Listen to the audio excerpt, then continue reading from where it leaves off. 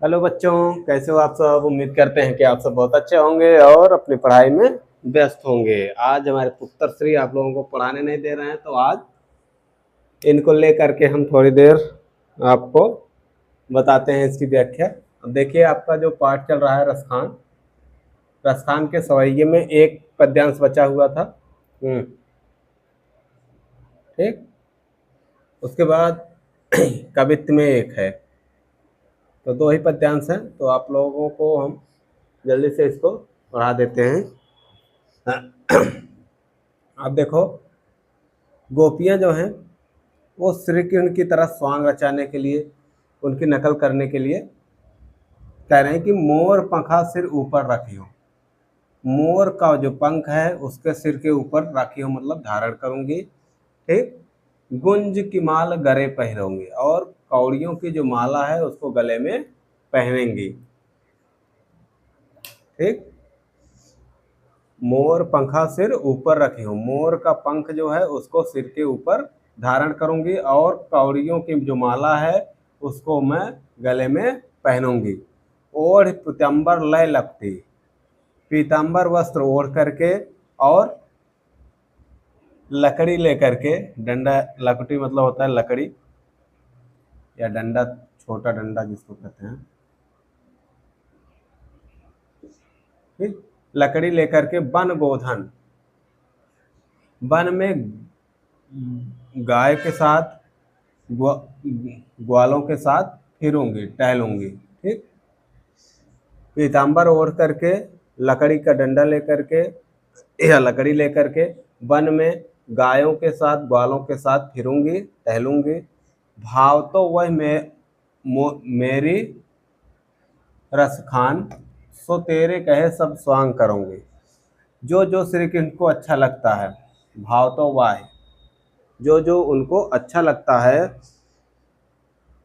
रसखान जी कहते हैं कि गोपियाँ कह रहे हैं कि जो जो श्री कृष्ण को अच्छा लगता है वह वह वो करेंगे। सो तेरे कहे सब स्वांग करूंगे, हे सखी तुम्हारे कहने से मैं सारे स्वांग करूंगी, सारे नाटक करूंगी ना। उनकी तरह मोर पंख सिर पर धारण कर लूंगी, उनकी तरह कौड़ियों की जो माला है उसको गले में पहन लूंगी, उनकी तरह पीताम्बर ओढ़ लूंगी, उनकी तरह लकड़ी का डंडा लेकर के या छोटा डंडा लेकर के वन में गाय और ग्वालों के साथ टहलूंगी। जो जो उनको अच्छा लगता है वो सब, हे सखी तुम्हारे कहने से वो सारे स्वांग या वो सारे नाटक मैं करूंगी। या मुरली मुरलीधर की, लेकिन ये जो मुरली है मुरलीधर की यानी श्री कृष्ण की जो मुरली है, अधरा न धरी अधरा न धरूंगी, ना कभी इसको अपने ओठों पर धारण की हूँ ना कभी धारण करूंगी। ठीक है।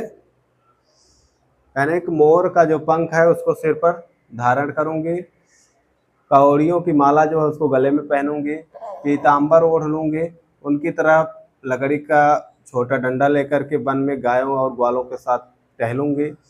जो जो उनको भाता है वो सारी चीज़ें मैं करूंगी, हे सखी तुम्हारे कहने से वो सारे स्वांग मैं करूंगी। जो जो श्री कृष्ण को अच्छा लगता है, हे सखी तुम्हारे कहने से वह सारे स्वांग मैं करूंगी। लेकिन ये जो श्री कृष्ण की मुरली है इसको कभी न भी होठों पर धारण की हूँ ना कभी धारण करूंगी। अब कवित्व में है, ये आपका जो सवैया है पद्यांश नंबर 6, आपका सवैया यहीं पर समाप्त होता है। उसके बाद अब है कवित्व। गोरज बिराजे भाल लहलही बनमाल, कह रहे हैं कि गायों के चलने के बाद जो धूल उड़ती है उसको गोरज कहते हैं। ठीक। यानी गायों की जो धूल है वो श्री कृष्ण के माथे पर सुशोभित हो रही है। विराजे मतलब सुशोभित हो रही है। लहलही बनमाल, और वन की जो माला है वो गले में उनके सुशोभित हो रही है। आगे गैया पीछे ग्वाल, आगे आगे गाय हैं, पीछे पीछे ग्वाले हैं। गावे मृद वाणी रे, और सारे मृद वाणी में गा रहे हैं।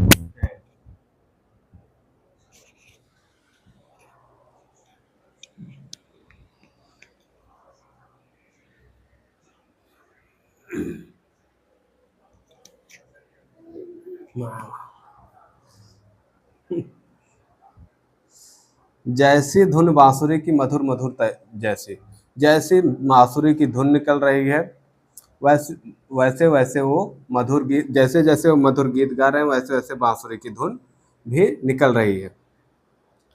बंक के चितवन मंद मुस्कान रे, उनकी तिरछी चितवन और मंद मंद मुस्कान, कदम्ब बिटप के निकट तटनी के तट, कदम्ब के पेड़ के पास यमुना के किनारे, आटा चढ़ चाय पीत पट फहराव।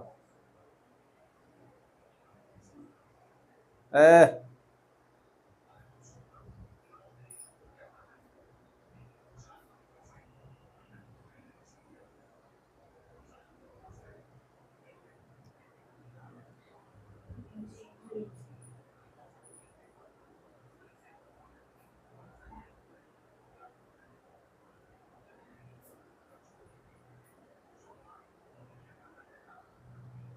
देखो, अटा चढ़ चाह पीत पट फहरान, अट्टालिका पर चढ़ करके ऊंचे स्थान पर चढ़ के पीला वस्त्र फहराना चाहते हैं।